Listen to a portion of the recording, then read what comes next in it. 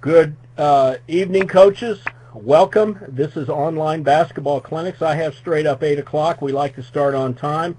We are excited to be able to come in front of you. We've got coaches from all over the world, certainly all over the United States here joining us. This is a program that has really become a favorite of ours, and anytime we can share basketball with all of you out there, it's a great, great thing. So we're really pleased to have Lason Perkins on. He is a friend, and I'll tell you, those of you that don't know him but know the name, I think you certainly understand that there are coaches and there are ambassadors, and I consider him an ambassador of the game of basketball simply because, yeah, he wins a lot of games, but I'll tell you what he does much better than that is to help others learn the game, and I think that's what this is all about. And welcome him. He's up here on the video screen too. But my name's Randy Brown, and a buddy of mine, a partner of mine, Todd Kazinka. Todd is maybe up on the video too.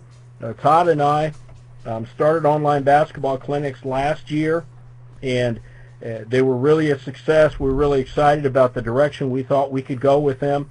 And Todd is on with us again tonight. In fact, he's kind of my moderator because when I screw something up or I've got something in the way of something else, he's the one that hollers at me and tells me to get it right. But he's with us, and we've got 25 guests, which is fantastic. And in the past, I know that the coaches kind of come in and out, and that's great. And we will certainly have you as long as you want to be with us. So with that, Coach, what I'd like to do is have you just greet the coaches here. Talk to us a little bit about your background. And I know you had a fantastic team last year, and tell us where you're at and give us some background on your coaching. Well, first of all, Todd and Randy, I want to thank you so much for giving me this opportunity to take part in this event. I've been pumped up all day for tonight, and to be able to share knowledge and some of the ideas that I picked up from the Summer Olympics.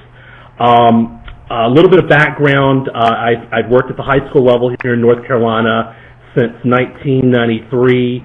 I've also worked at the college level in Louisiana, where I was a student manager at Northwestern Louisiana State for 2 years, and did a little time in the USBL.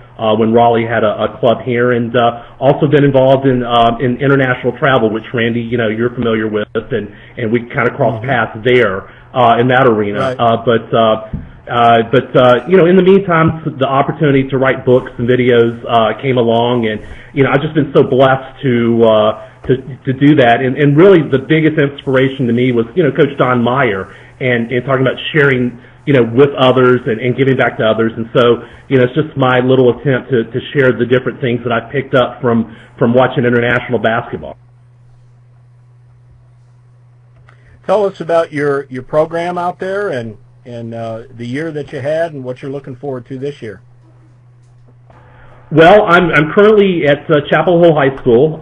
We took over a program 5 years ago that had only won about 12 games in about 4 years.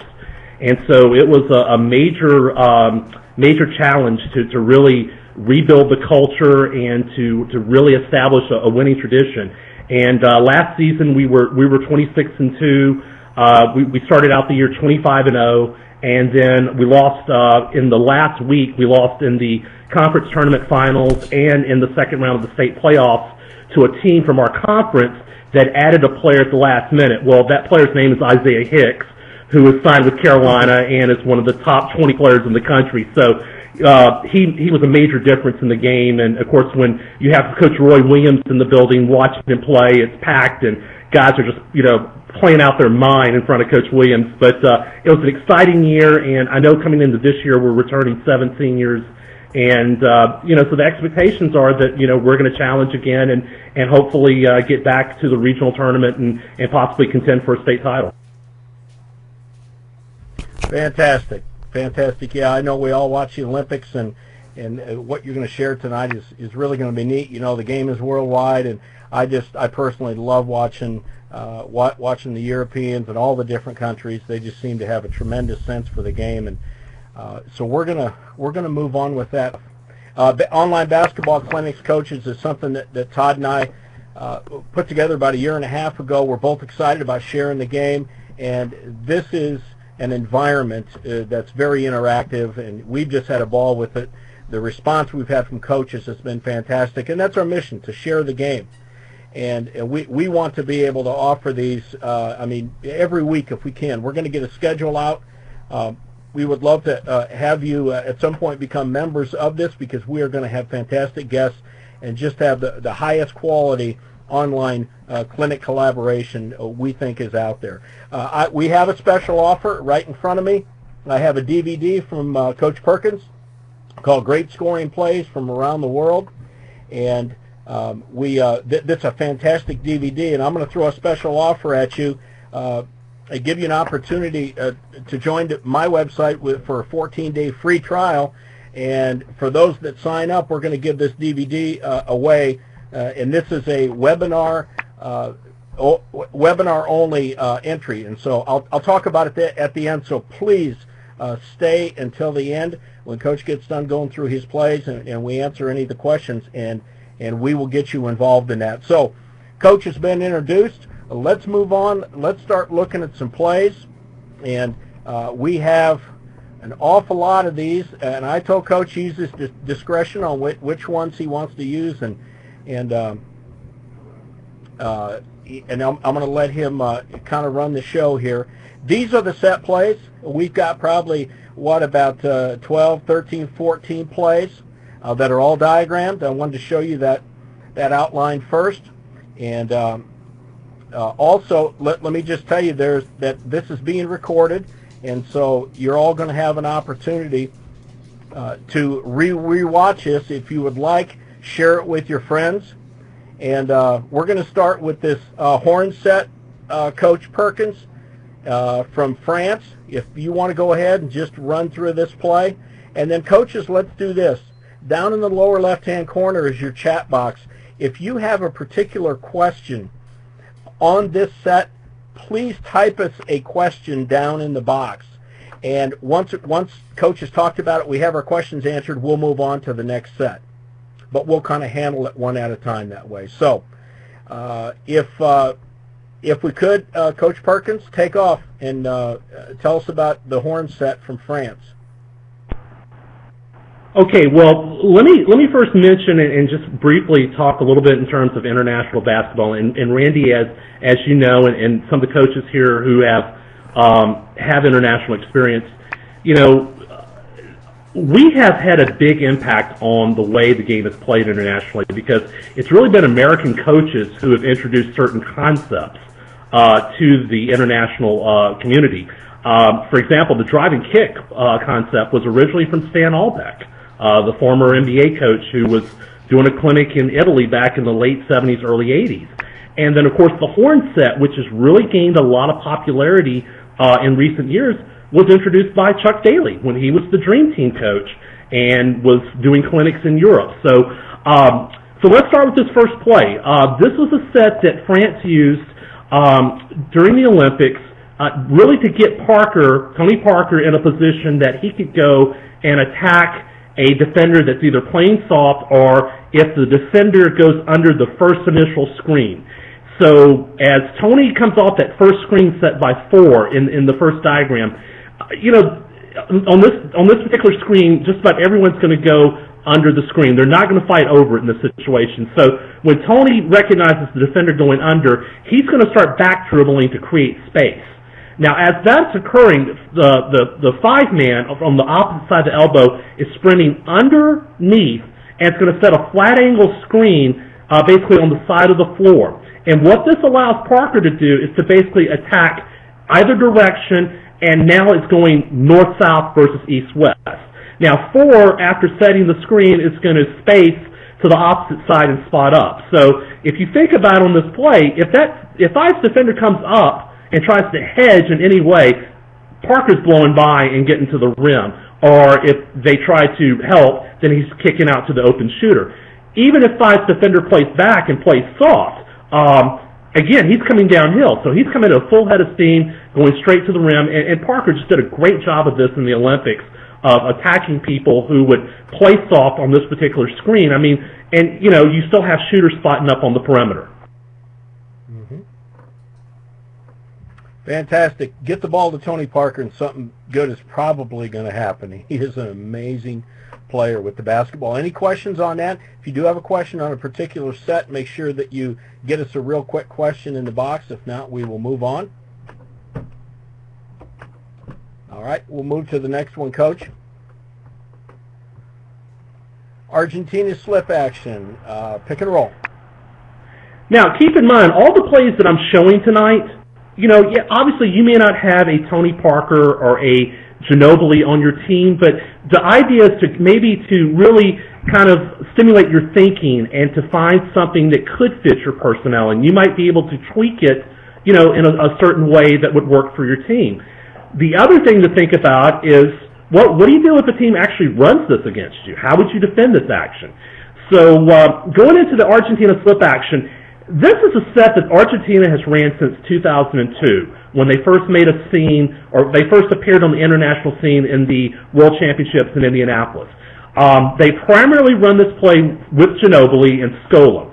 And they can run it out of a variety of sets. They can run out of a 1-4, but this was out of a horn set. So what happens is, Scola is going to screen down for Ginobili. Ginobili's going to come up, catch the ball, free throw line extended higher, and as soon as he catches, he's basically going to hand the ball back. So this is either Prioni, who's the current point guard for Argentina, or it was Pepe Sanchez in the past. So once he hands the ball off, 3, who's the opposite wing, is clearing now to the ball side. 5 stepping up and is going to set a flare screen for Ginobili or for the 2-man. So 1 dribbles to the middle of the floor in order to get a good passing angle and hits 2.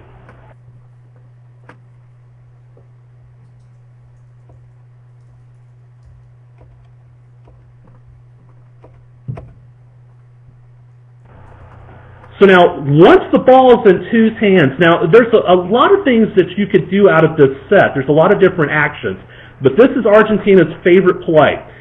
So 5, after setting that flare screen, it's going to start to sprint over, and it looks like it's going to be a side ball screen with 2 and 5, but 5 immediately changes direction and slips and goes to the basket. At the same time, 4, who's Scola, is sprinting right behind 5, and it's now going to set a second screen. So now 2 and 4 basically play a 2-man game. 2 is going to attack into the middle of the floor, or could reject the screen and go baseline, just based on how the defender's playing it. And obviously 4, based on their skill set, is either going to roll to the basket or it's going to pick and pop in this situation. But it's a great play. It's amazing that in the first game of the Olympics, when they played Lithuania, they got that 2 or 3 times in the game. And I know as a coach, when I'm scouting, there's no way I'm going to let a team get their favorite play over and over against me. And I was just amazed at how often they got that. Coach, could you comment on the advent of the on-ball screen before I move on to the next play? I've talked to an awful lot of coaches here just yet this fall just about how prevalent it is, and I'm sort of wondering what we used to do without it, kind of one of those things. And I know back in the day it was pass, cut, screen, a lot of screening away from the ball, and boy, the game has changed that way. Just a general comment on how long you think this will be a part of our game, and is it a trend? Will it go away? Some offenses are nothing but on-ball screens, it seems.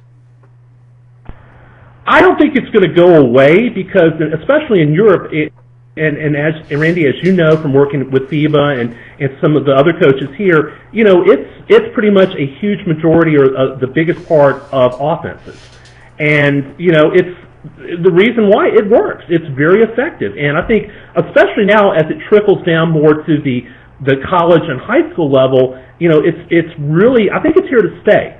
Because to me, and I love something that Jeff Van Gundy said about ball screens, is that, it limits turnovers because you're keeping the ball and you can set it up to where you have your best players running the action. There's not a lot of passing and movement, so you limit turnovers. But, if you don't have a shot clock, you're shooting quick shots, which is sort of the downside of it. But I think as long as the NBA's running it and as long as it's being done overseas, we're going to run it. And it's hard to guard. I mean, it's just, you get a good team that understands, how to run it and how to set it up.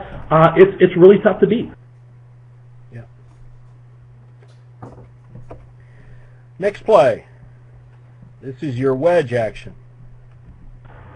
Now, wedge action, this is a play that was used by Australia, and keep in mind that Australia is coached by Brett Brown, who's an assistant coach for the San Antonio Spurs, and this is actually pretty much a pet play of the Spurs. This is the actual call. They call it wedge. And so what happens is your point guard dribbles down the side. So, of course, with the Spurs, it's Parker. For Australia, it's Patty Mills. So you have a guard basically now setting a screen for your four-man. And, of course, a lot of international teams love to play with a forward that can shoot it. So for Australia, it's David Anderson. So now Anderson's sprinting out and setting this side ball screen on Mills. So Mills looking to attack the middle of the floor. Forward now, after screening, it's going to basically pop into a space and look to spot up as one looks to attack. And you notice in the diagram, 2, after setting the screen, is going to spot up into the far corner. You could slide 2 over into the position where 3 is, and 3 slides down. This is a good man-to-man action. You can also run this against a zone. And if you want to modify it against a zone, you would just have 2 cut through to that opposite corner and just have 4 sprint out and set that first screen against the top of the zone. Now you're attacking the middle of the zone, and you created an overload on the side, a triangle with 3, 5, and 2. But it's a very effective set. Again, the Spurs have used it over the years, especially with Duncan at that spot. And again, it's a good play that you can go against man or zone. Yeah, I can see where that would definitely be a valuable thing to throw against the zone for sure. So that's terrific. We'll go to the next one here. See what we have up on tap here. Okay, double exit post up. I believe this is a 4 diagram play too. That's correct. This is a set that Spain put in late during not the qualifying, but the warm up when they played their friendlies.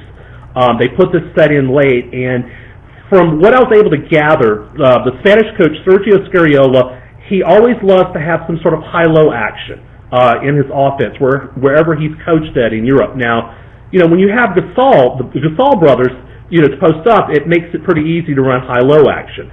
So this was a set that they utilized to take advantage of the switching that would occur between the 4 and 5 men. So out of the what I call the double exit set or the diamond set, 2's going to pop off or come off the screen by 5 and catch on the wing. And as soon as 2 catches, 5, who is Gasol, is going to screen across. And 4 was, it usually was a backup who was playing that position. 1 who was Calderon at the point guard basically sprints to the opposite wing, and then either Navarro or Fernandez at the 3 spot pops out to the top of the key. And basically 2's not even looking for 4. It's just designed to get 4 across the floor to set up the switch and take advantage of it. So if we can move to the next slide.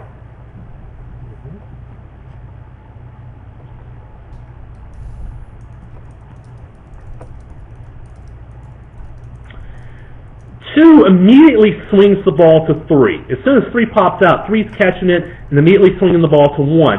Now keep in mind, on that 4-5 screen, they usually switch that. So now Gasol has the defender that switched onto him pinned, in the lane. So now 1's looking to make that post feed. Now in the event that Gasol's defender managed to get to the front, now they're flashing the 4 back up to the free throw line area, and he can hit that shot there. That's what made this set really effective.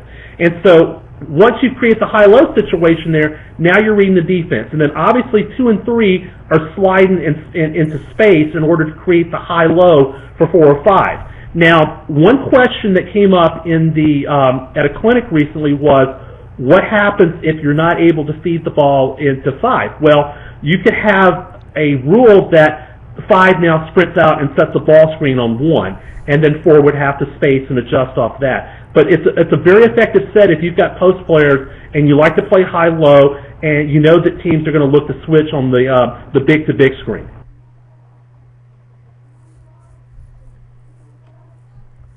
Another real diverse play with a lot of different options.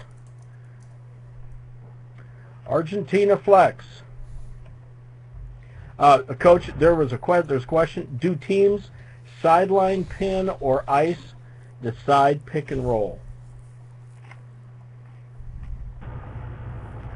It really varies, but what I saw a lot during the Olympics was a lot of teams icing it or downing it, trying to force it to the baseline to prevent teams from getting into the middle of the floor.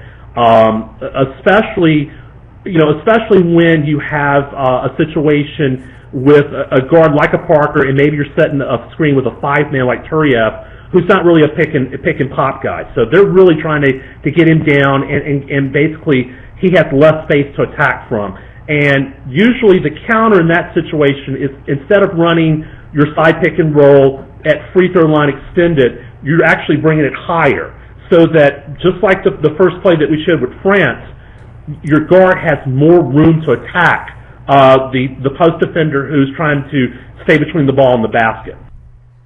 Mm-hmm. Okay, thanks for that question, Seth.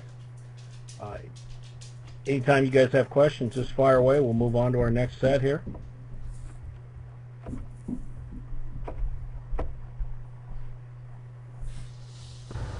Okay, Argentina Flex. Coach. Yeah, that's okay. Can we go back to the first one, Randy? Yeah, my fault. There we go. That's okay. Okay, Argentina. I call this Argentina Flex because when Ruben Magnano was the head coach of the Argentinian national team, basically from about 2002 to I guess 2006, and he's now the coach of the Brazilian team. This is a play that Brazil ran during the Olympics, but Argentina has used this action for a while. They love to use the flex sort of as a way to create movement and then to set up certain actions. So on this particular play, point guard's going to hit one of the posts at the elbow. After making the pass, he's going to cut to the rim off the back screen by the opposite postman. Now, you may get this occasionally. You may get that a quick pass for a layup, like the UCLA cut. If it's not there, 5's reversing it to 4. Now, one's not even setting the flex screen. One's basically coming off the screen back to the top. 2 is cutting through to the opposite block. So one's not even screening. They're just basically passing each other, and one's coming back to the top. Okay, now if we go to the next slide.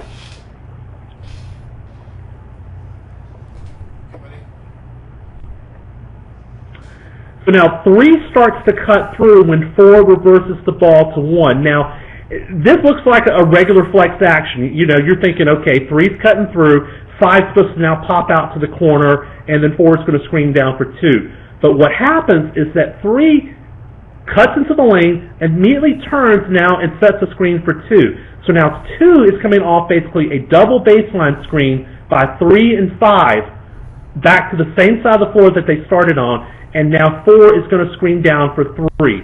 It's a really effective action. If you're a flex coach and you can set this up coming out of a timeout or maybe the first play of a quarter, it's a really great change-up. I've seen Chicago run this for Kyle Korver, this particular action, and it's really effective. You can counter it you could still have 3. If 3 curls off or comes off of 2, 3 could now switch and come off of 5, and 2 can come off of 4. So it's just really reading the defense and having a good counter that you could set up off this. But it's a really effective action. The other thing is that 3 could also backpick for 4 instead of receiving a down screen. Coach, is it common for players running all of these sets to break off their cut, just basically reading the offense? It seems like these guys have such a great feel for the game, and I know there's multiple options, but you see guys doing that. I'm sure they have the freedom to do that.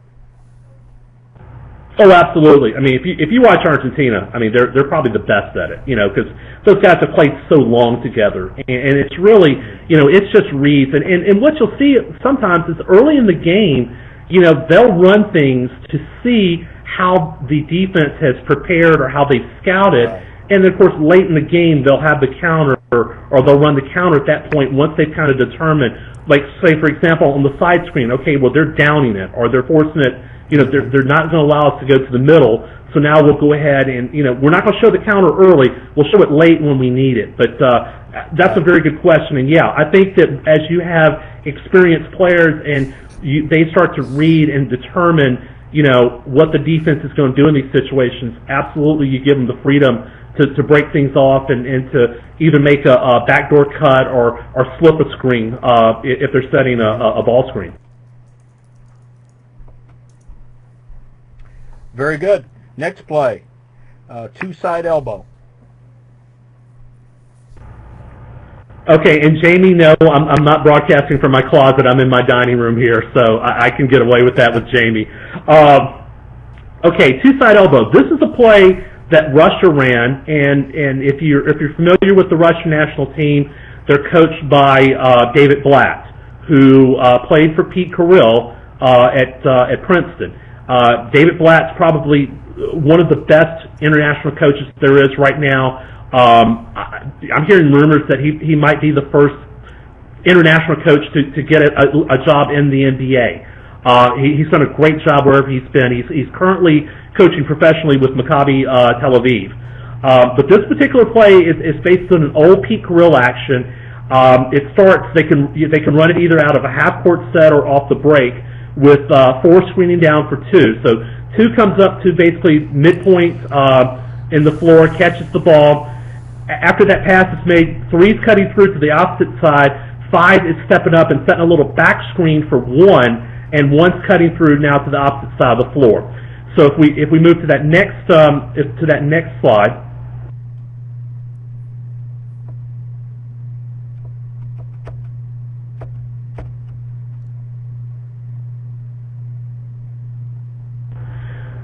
So now on the next slide, basically, as soon as 5 sets that screen for 1, 5's flashing back to the basketball.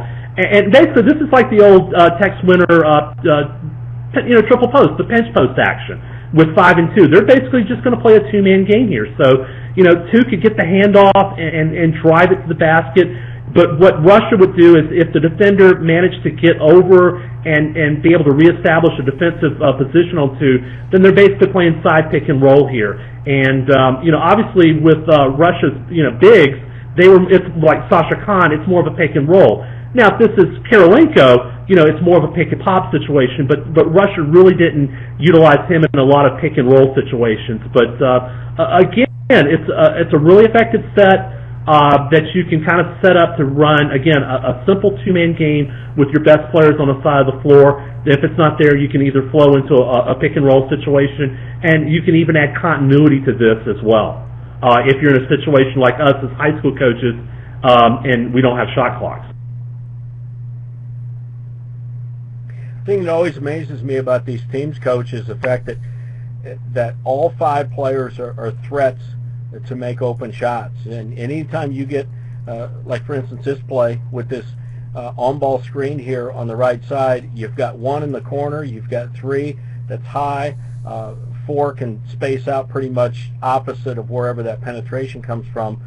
But I'll tell you what, if you don't do a great job of guarding that ball and there's any help whatsoever, they're just superb passers and they are catch and shoot guys, and sometimes you can't close out quick enough to get to these guys. I think they do a phenomenal job of spacing the floor, and obviously their ball skills are incredibly advanced, and that's what makes them so much fun to watch and so hard to guard. Oh, absolutely. And like you said, you really can't help. You almost have to play. You cannot help towards the lane. You almost have to play almost no help on certain shooters because, yeah, if they get into the lane there, it's almost we're going to concede giving you a 2 in the lane and give you that middle game, but we're not letting you drive and kick. Another thing that Randy, you brought a good point of is that 4-man in that position there on the block. There's, like you said, there's several things you can do with that particular player. If it's a big, you could have them duck into the lane and basically take out their defender and prevent them from rotating out if the ball is swung from, let's say if 2 kicks it to 3 and then 3 makes that extra pass to 1. Well, in most rotation situations, especially if they're going to trap that pick and roll, that first defender that's rotating, or the second defender that's rotating out, is usually at low man in the help position. So by 4 ducking in and posting up, that takes that defender out. The other thing too is you could just drop them down into the short corner, and if 4's defender helps up, then it's just a quick little bounce pass forwards at the rim.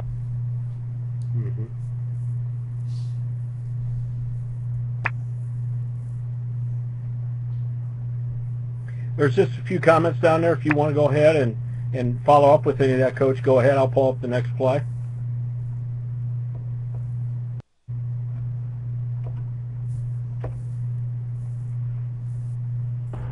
Well, I got to agree with what Nick was saying about Blatt kind of taking over the Russian team and just really doing a great job coaching, because there were some doubters, especially after their performance. I want to say in 2010 at the FIBA Worlds.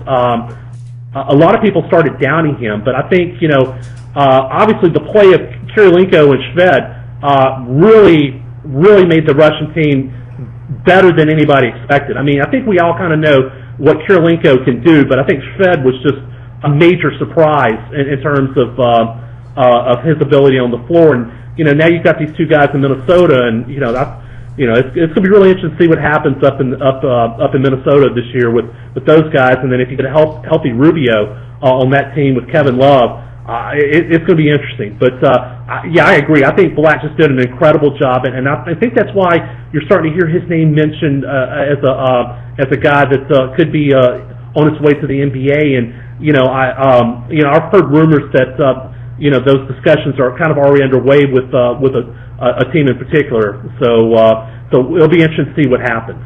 And it might be a situation that it could be almost like what Ettore Messina did this past year with Los Angeles, where he comes in as an assistant and then at some point transitions to a head coach's job.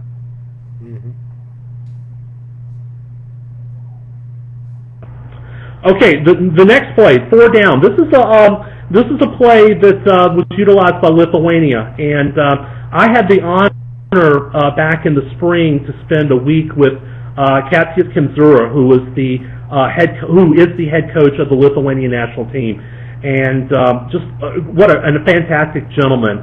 I pretty much warned him. I was like, just get ready for me to hit you with a bunch of questions, and he just laughed and said, I'm prepared. I'm ready to go here. So we talked about everything that they do and some of the things that he likes. This is a play that was designed to really get the ball to Kleza basically in the post. Again, it's out of a horn set. It's going to start with 5 setting the screen there for 4, who comes across and catches it on the wing. And as soon as 4 catches on the wing, 5 steps out and sets the back pick for 1. So now 4's first look, obviously, is maybe to hit 1 coming off that back pick for a layup. If it's not there, 4 immediately turns and goes into a dribble handoff with 2. Now on the next slide, as 2 dribbles back up to the top, 5 is going to now, basically after back screening for 1, 5's going to sprint over and basically set a little side ball screen for 2. As 2 comes to the middle of the floor, 1's now screening for 4. So we're going to get some screen-to-screener action here with 4. 3's going to lift up in order to pull his defender out of the corner and pull them up so that 2 can either make the post speed to 4, and if the defender manages to get over the top, 2 could swing the ball to 3, and 3 now can dribble down and make the post entry into 4. But at the same time, 5's now back are screening down for 1, and so 1 can come off the jumper, or again, you're primarily looking for 4 for the layup. Now, this particular action, this particular screen-to-screener action, Argentina runs the same action off of a free throw break. Spain ran the same action off of a baseline out of bounds as well as sideline out of bounds. So it's a very popular action internationally. So, obviously you can run it from a half-court set, but you can also modify it to run it off the break or off of your out-of-bounds situations. Another great play.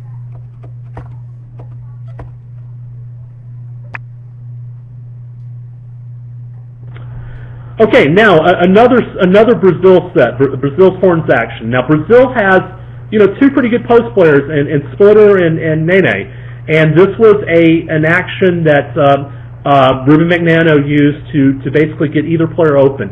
It starts starts out of a horn set with 5 stepping up and setting a ball screen for 1. As 1 dribbles over, 4 starts as if he's, instead of a pick and roll situation. A lot of times, a lot of teams in the horns action will have the screener pop and the opposite post player roll to the basket. So it initially looks like that 4 is going to actually roll to the basket and 5 is going to pick and pop. But what happens as 3's coming in, 3 looks like that he's basically cutting to the opposite side of the floor. 4 and 3 immediately turn and basically set a staggered back screen for 5 rolling to the basket. And the reason that you have the smaller player setting the last screen is that if they try to switch it, well, now you've switched the smaller player onto a big. And so you obviously have a mismatch in that situation. And then to continue, I think this is a 2-frame if I remember, Randy. Then what would happen is 4 is going to screen down for 3 in order to occupy the defenders up top. I didn't show that, I'm sorry, okay. But yeah, you would have, in that one, basically 4 would screen for 3, and so you would have screen the screener action after setting the double for 5. Unless I missed one, which I may have, but we'll jump. I think I forgot to put that one in there. Okay. Coach, there was a question right before that last set from Jamie, just about how you implement your favorite sets, and this is kind of a philosophical question that a lot of coaches deal with. Do you use kind of a handful of plays that you go with through the season? Do you have new sets every game, and how much can your kids handle in terms of the amount of information? And then he mentions, Izzo's got a new playbook for every game. Those guys have more sets than the rest of the country combined, it seems. But how do you kind of mix all that together with just kind of limited focus and brain power, I always say, that the kids and coaches have? Well, Jamie brings up a very interesting question. I think, and like you said, it's a dilemma that every coach goes through. It's how much can I give my kids in terms of plays, but how much are they going to remember? Because let's face it, there's slippage. There's a lot of slippage from the practice floor to the game floor. Last year, we only had maybe 8 or 10 sets that we used in a game. And the year before, we had about 15. We had about 15 or 20. And typically, what I like to do is try to run all of our actions out of the same set. That's why I like the horn set, is that we can run all of our set actions out of horns so that it's hard to scout. Because let's say we run a horn set for a pick and roll, and then we run a box set for a post up. Well, we're pretty much, kind of telling you, okay, if you see the box set, we're going to run some sort of post up. So, right. First thing I try to do is we try to have, that we run everything out of the same alignment.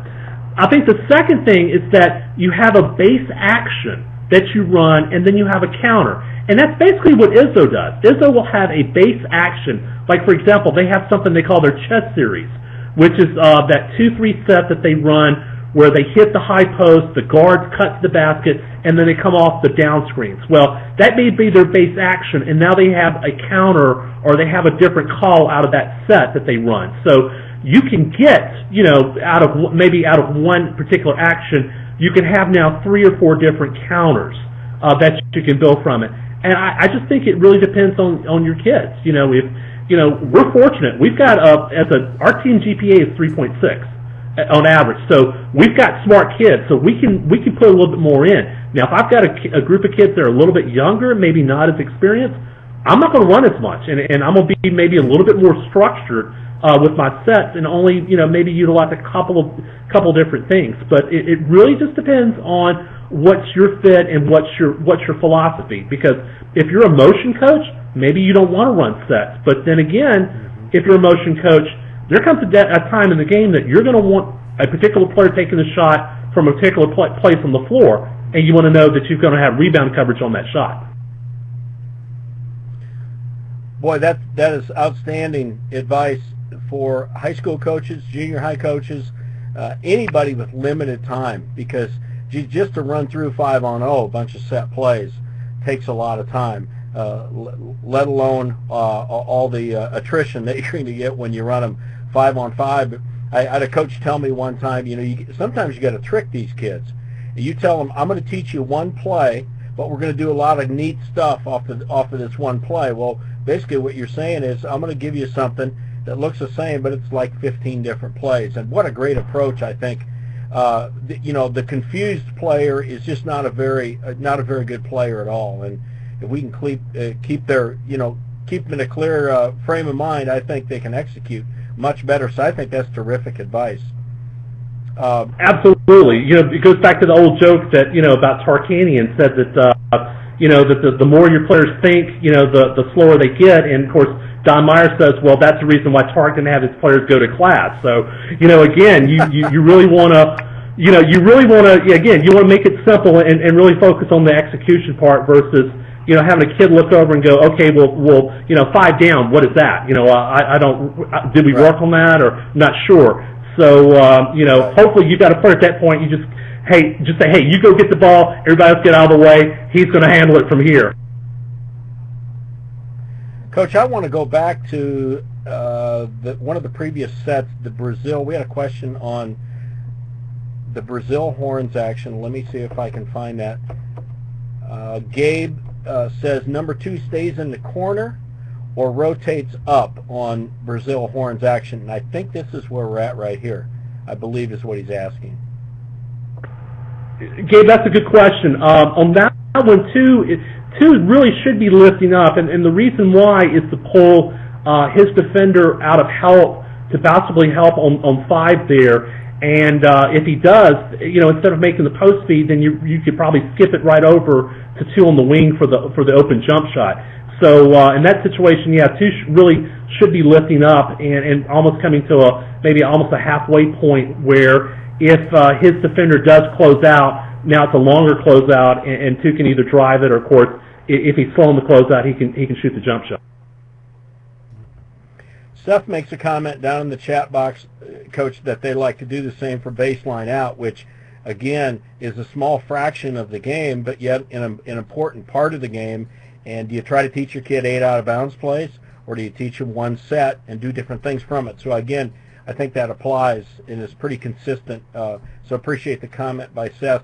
Bobby says, as a high school coach, my kids will learn 15 sets minimum a year, but truly only 5 sets with 2 counters each. And, again, that's that same theme that we've been talking about. Have you ever seen 5 go dribble handoff to 2? I wonder if that was the, I'll go ahead to the screen we were on there to see if that addresses that. Don't know if this is it, Coach, or there was a question. Have you ever seen 5 go dribble handoff to 2? On this particular play right here? On the front high-low action? I'll go back one to see if. Yeah, I'm not sure. Dustin, if you could maybe fire another question in there, clarify that for us as to which play you were talking about. Bobby says we're able to run ball screen motion, some dribble drive, some Princeton to post up guards. I found if you implement sets at the junior high level, you're able to absorb and learn how to execute sets better. That's definitely true. Tony in Australia, what sort of volume of plays do you think you could get in with only 3 to 4 hours of training time per week? I think in that kind of situation, you obviously have to simplify it. But I would think, just running a basic, screen down action, what the pros call a floppy action, where you have your guards coming off of screens to the top.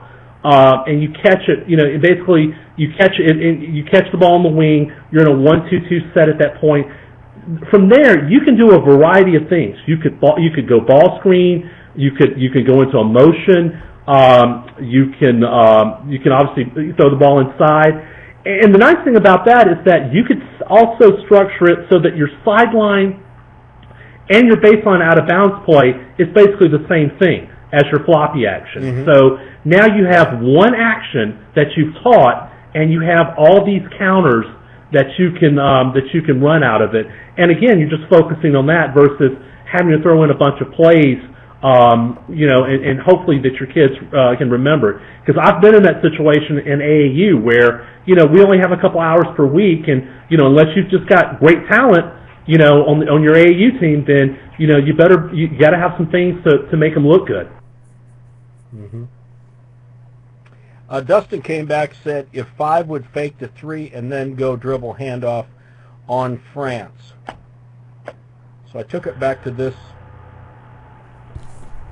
Okay, that's a good question.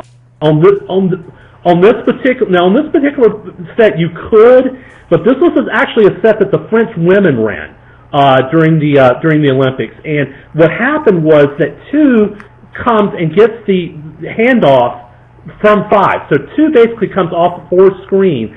So to set the play up, 4 pops out, 5 sets the back screen, 4 is going to reverse to 5, and then 4 screens down for 2. So 2 is looping all the way over and catch and basically getting the ball from 5 in this particular frame.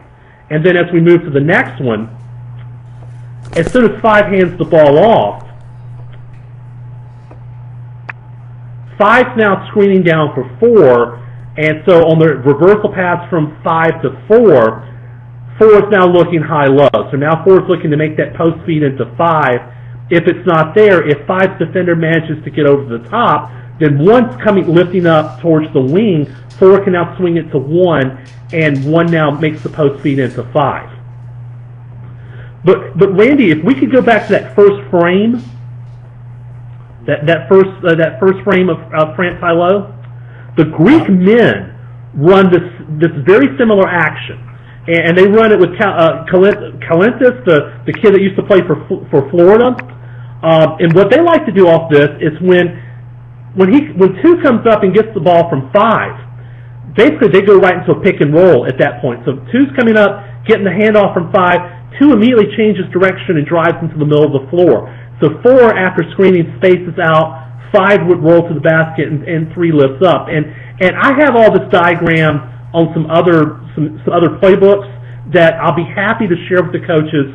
If they just email me, tonight after the clinic, I'll send that over to them if they want to see that action. But you see a lot of teams doing that now. Instead of dribble handoff with 5's just going to protect the ball. 2's going to come get it and then change direction and go right into a ball screen.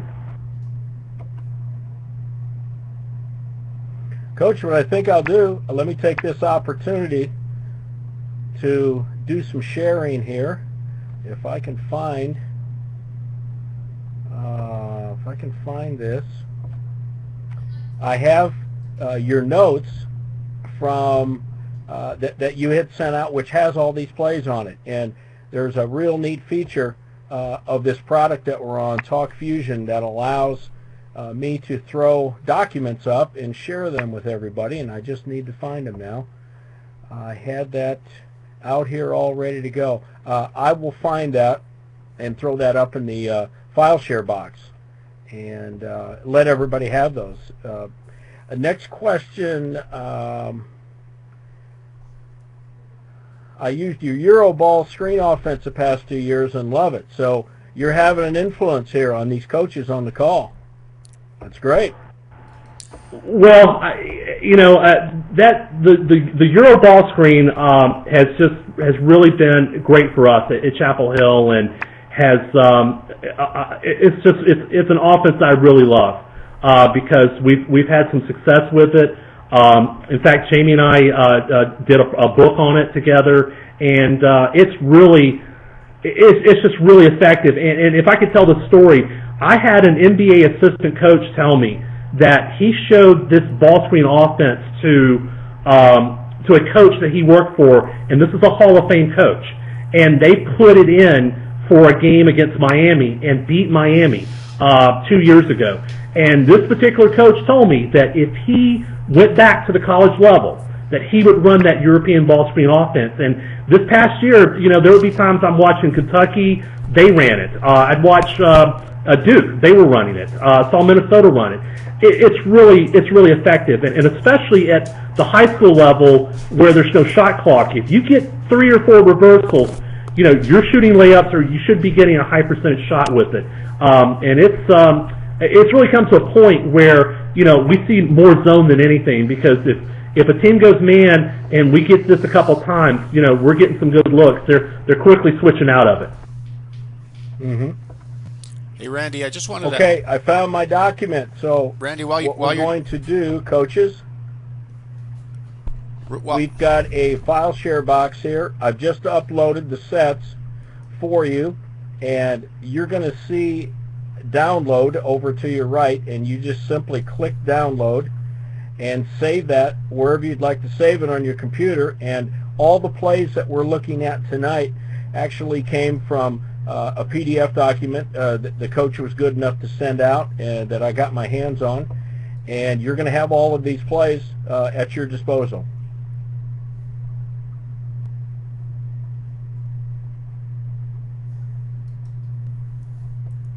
I'm going to slide that right over here. Gabe says, will the entire broadcast be able to be viewed later as well? Yes, it will. Everybody that's on the program tonight will have the opportunity to receive a link which will take you right to this program. Absolutely. Feel free to share it with your coaching friends also. We just want to spread these types of programs out as much as we can. Randy. Tracy asks, how effective is the Euro ball screen offense in a high league that uses a 35-second shot clock?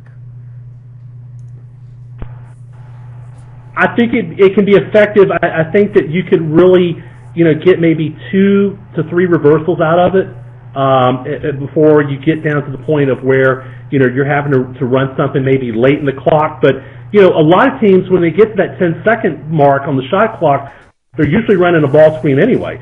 So at least with the Euro ball screen, you're already in spacing, and hopefully you've got a situation where you've got the right people who are using who are coming off that screen and attacking. I know Jamie's on the call here, and Jamie has used it overseas in coaching internationally. He might be able to give some feedback in terms of his experience with it on the shot.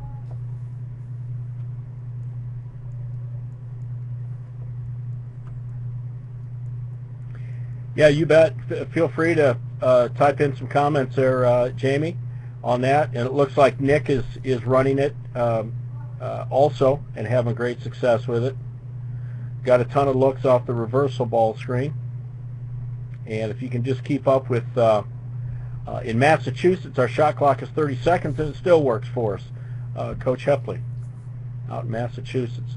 So great. We'll keep up with those comments as we roll along here, Coach. China Horns Shuffle. Hey, Randy, can you hear me? Okay, now.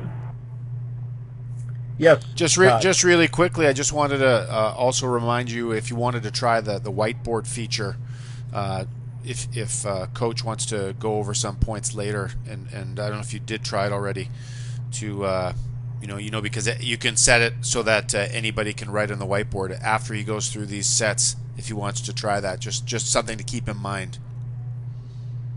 Okay.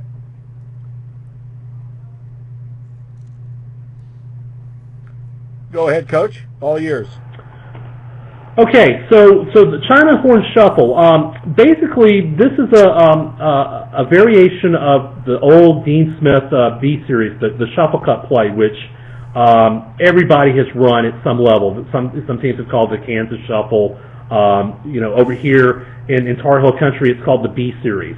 And so basically what you have is, China ran this out of the horn set. It starts with basically one hitting 5, who's the post player that you want to screen for. One's going to screen down for 4, and 4 pops out to catch the ball at the top of the key. Now, at the same time that one's making the pass to 5, 2 and 3, 3 screening for 2. So when the reversal pass from 5 to 4 and that pass from 4 to 1 is made, 3 is now coming up and setting the back screen for 5. So 5's cutting basically to the block area, one's looking for 5, and then 4's cleaning it up with a screen for 3. So 4 screens down for 3, and you have the screener action. If you're familiar with Carolina, they have a counter where what they do is that when one pops out, one, instead of popping out to the wing, one fakes the pop out cut and then cuts back door. China didn't run that, but again, it's a very effective counter if you like to run this particular set. They call that B2, which I don't think I'm giving away any state secrets here. I don't think Coach Williams will call me tomorrow morning and ask me to come to his office for giving that away there. And there's the end of it there, I guess.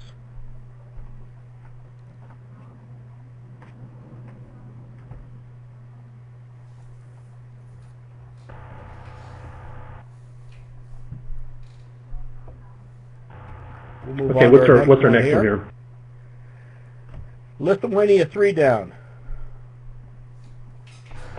Okay, now, just about every international team has a philosophy, and again, this is also, I think, a philosophy for all coaches, is that, you'd love to have a 4 that can shoot it, a stretch 4, which is the popular term right now, and you also like to have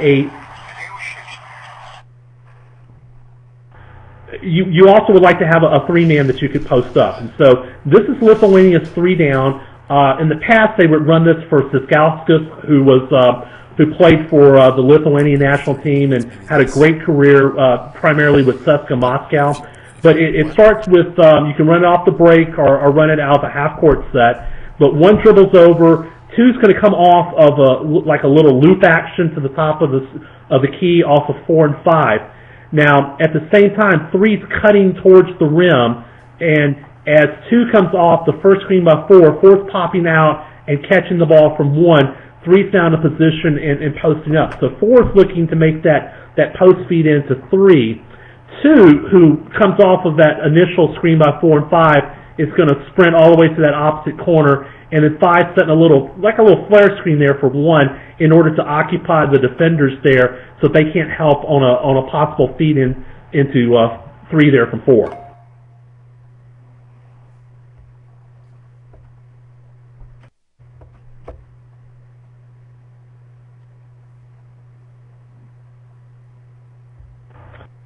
Okay, so on this one, again, another set that Spain likes to run. And Randy, when we were talking about ball screens earlier, a lot of teams, sometimes, especially here in America, we typically like to set that middle ball screen, just by having 4 just step out and set the screen.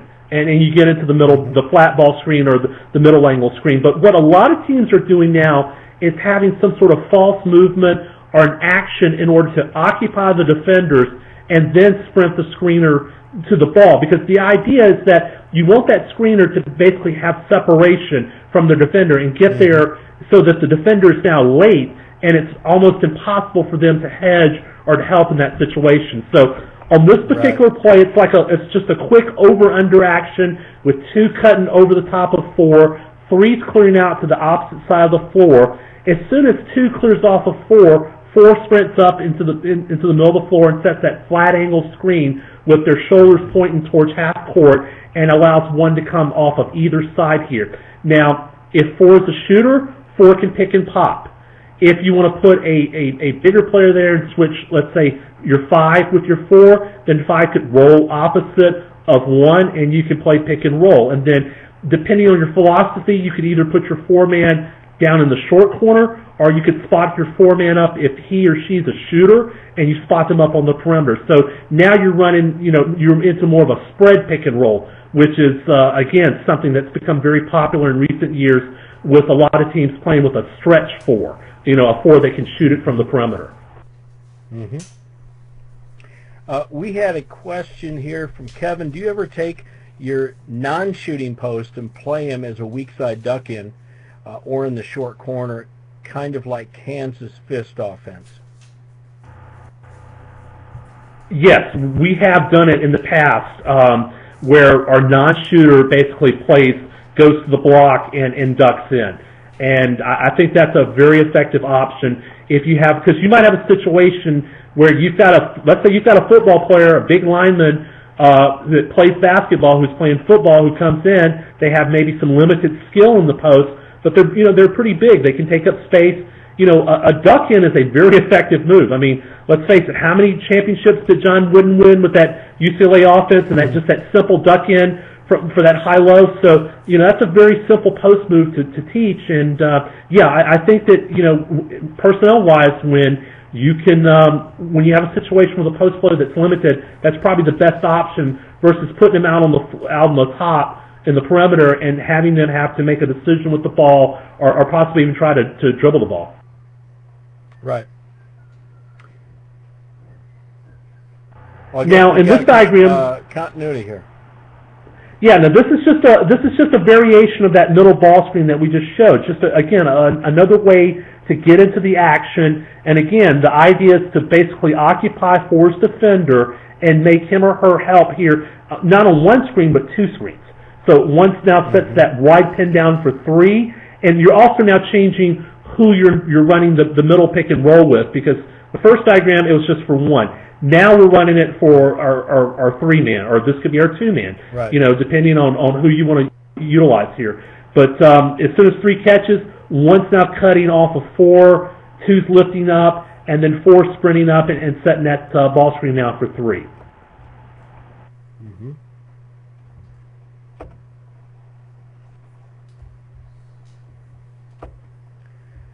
Very good. We're getting close here to the end of our plays, and then I think we'll just this is our last play, Coach, USA elbow, and then I think we'll go to some questions and then wrap it up.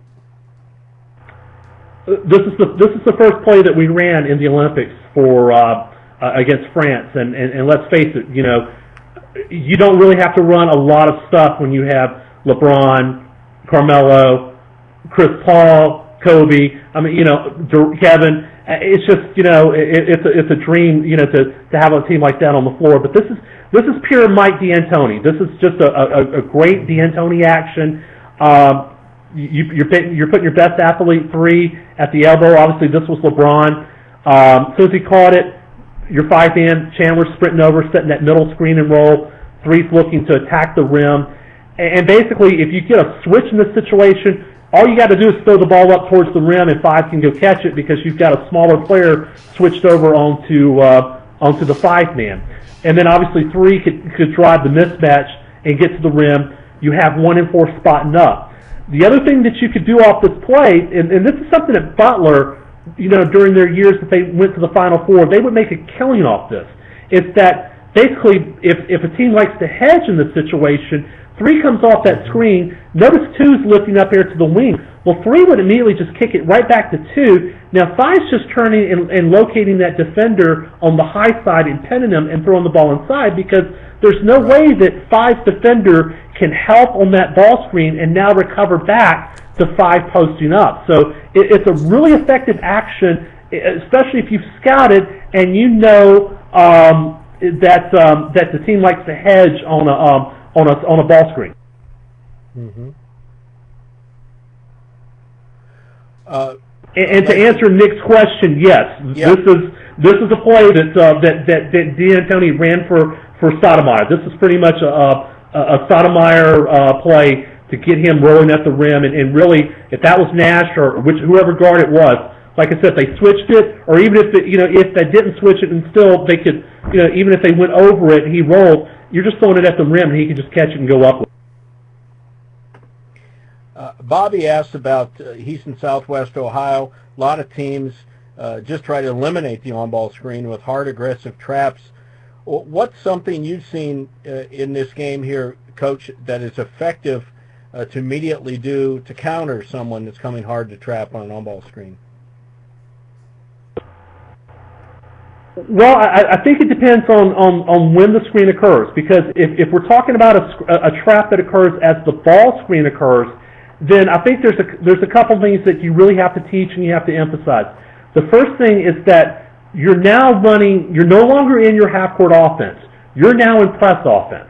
So basically what that means is that you have got to back dribble towards half court.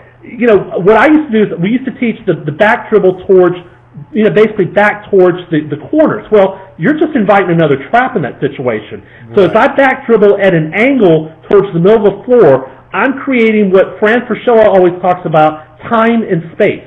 I'm creating time in order to stretch the defense out, and by stretching the defense out and back dribbling, are they going to continue to follow me out and continue to trap? Or some teams, as soon as you take that second back dribble, they're recovering back and trying to get back into their defensive coverage. So they're not going to keep the trap on. As soon as that happens, then you've got to have three offensive players coming towards the basketball. You've got to have a player down the side, you've got to have a player in the middle of the floor, and you've got to have a player basically as an emergency outlet, and you should be able to hit one of those three players. If you're not able to hit one of those three players because they're all covered, then that last player should be in the deep corner, and you're basically throwing over the trap into the corner to an open player. So you create time and space in terms of on the trap. Now, if it's an early trap, if it's a trap where they're immediately running out into the middle or to trap the ball handler, then you really want to think about your initial set, that you maybe start a 1-3-1 or maybe a 1-4, so that as they sprint out to get to that early trap, you can immediately hit a player and attack from there. But the big thing that point guard or the ball handler has to understand, I have to basically sacrifice myself and not make a play here and try to beat these two guys. I've got to stretch it out, create space, open up the floor, and now try to find an open man. Very good.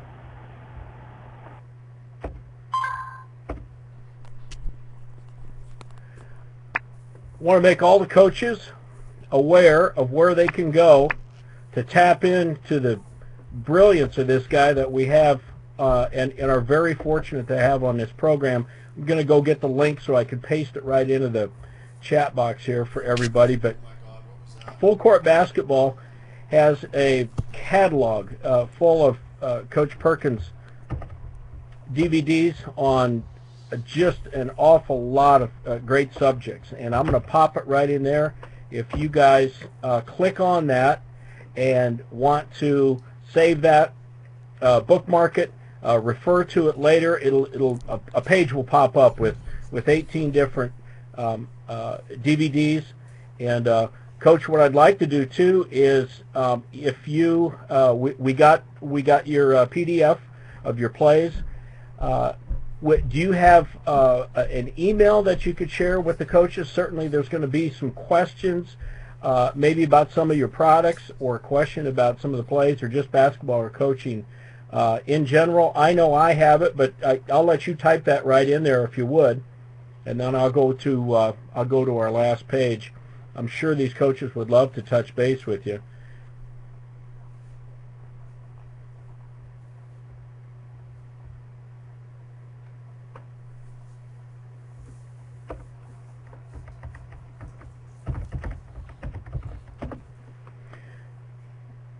So there's Lason's, both his email and his Twitter, and Twitter.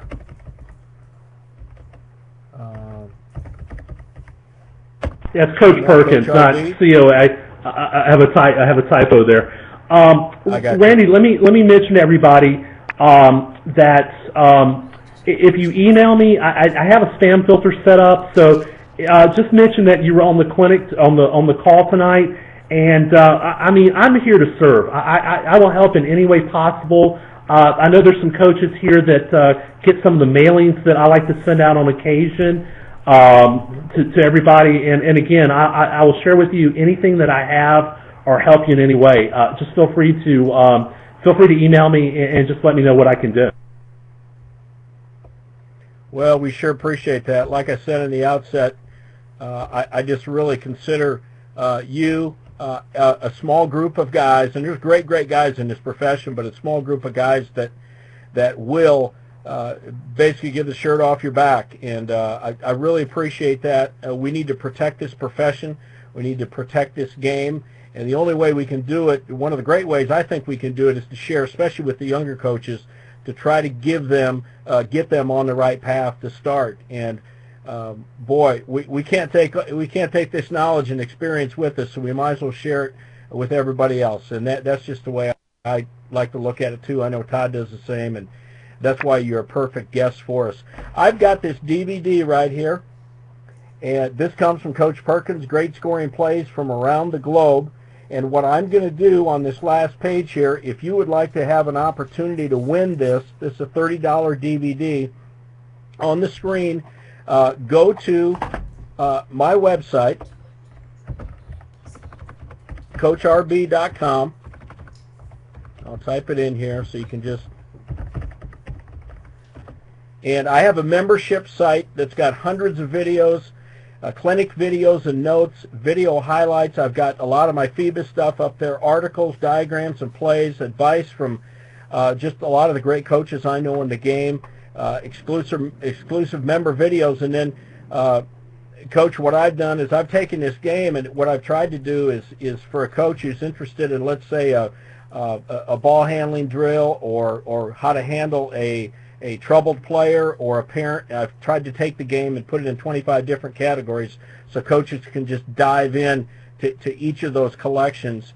And I really had a ball putting this together, and I really got an awful lot of people that enjoy it and speak highly of it. But I want to give everybody a chance to win this DVD. All you need to do is go to thecoachrb.com and click on free trial membership. There's a 14-day free trial membership that'll give you access to my website for 2 weeks. And what I'll do is 24 hours. So at 9:15 tomorrow night, I'll take entries. All you do is, again, go to the website, sign up for a free trial membership. We've had 45, I think, were the most we had on the call tonight. And so you've got a great chance to pick this up and look at the other 17 that Coach has got on that site too. So Lason, couldn't thank you enough and for your time and for your commitment to the game and sharing with these coaches. We need to do more of this. I think this is just a great way to share, and this is only going to get better and better. Your mind, I know, is probably just spinning on how we can, how we can continue to share the game, and the comments have been tremendous here in the chat box. But thanks so much for coming on. We really appreciate it. Randy and Todd, I'm honored. This has been a blast for me, and again, we've talked about this for a while, and now that it's done, and I see how convenient and how easy this has been. This has been a great experience, and I would love to be a part of something again in the future. And Randy, your site is a great resource. If coaches have not taken advantage of joining that site, they're missing out on some great material. I love going and looking at the videos. Anytime I see that there's a new video online that you posted, I immediately go to it and watch it, and picked up some great drills, especially a lot of the stuff that you've done with the workouts is stuff that we've been doing with our individual work. So again, great resource in your website, and this is a great resource for coaches around the world to share. And the nice thing I like about it is there's no fluff. There's no we're not wasting time. We're not telling stories. We're giving out basketball so that coaches can take and right. make their players better. But most importantly, why we're all here is that we have an opportunity to be mentors and teachers to our players and help shape individual lives. So I'm just proud to be part of a profession where there's men and women that are dedicated to doing that. Outstanding. Yeah, terrific. It's been great to have you, and I think we'll end up just having my partner there, Todd, just talk about briefly online basketball clinics and what we've got to look forward to here. As this is an exciting time of year. Coaches are getting ready. They're preparing, getting ready for that first high school practice, and we really want to go gangbusters with this program. I think this is a terrific time for coaches to start to tap in and begin to think about their practices. So, Todd, what do we got to look forward to? You and I, we've talked about all the different people. We've got guys on the call even right now, like Jamie. We've talked to jump specialists, athletic development specialists. There's all kinds of potential. I've got my connections with Jay Triano, Brian Gorgon from Australia. I mean, there's so many people that we could potentially talk to get on a call like this. I foresee possibility of having 1,000 coaches on, or 500 coaches, or I mean, it's unlimited the amount of people that we can have in this chat room. Yes. Just sharing ideas, and I know people are busy at nighttime, an hour and a half, 2 hours.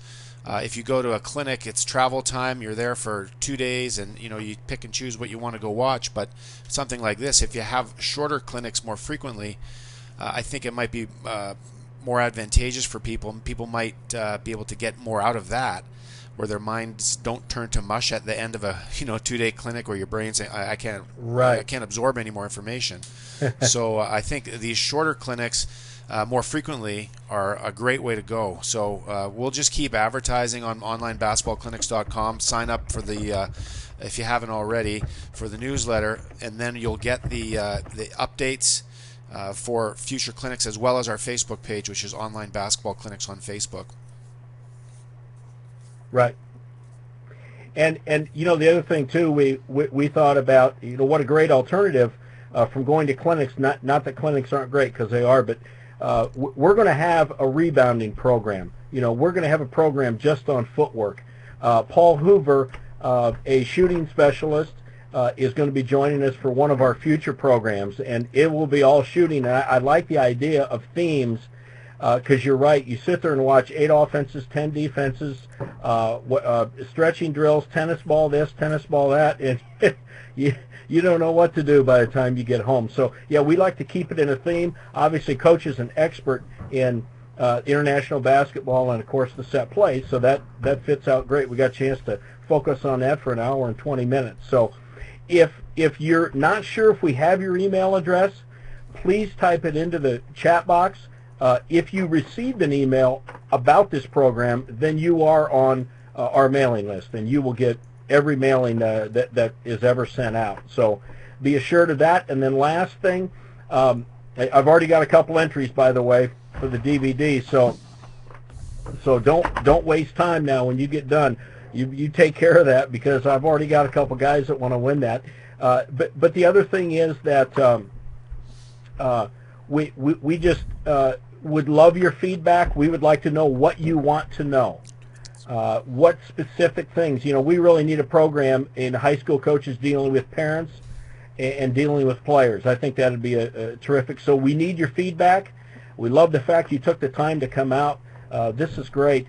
And just be on the lookout for the next one, because I would think probably in the next 2 weeks we will have another online basketball clinic, and we would love to have you join us. So Lason, thank you so much one more time. Todd, thanks. Awesome program, and thanks so much for the coaches for coming out. That's what this is all about. So with that, I'll say good night, and we'll wrap up the program, and we'll see you on the next online basketball clinic.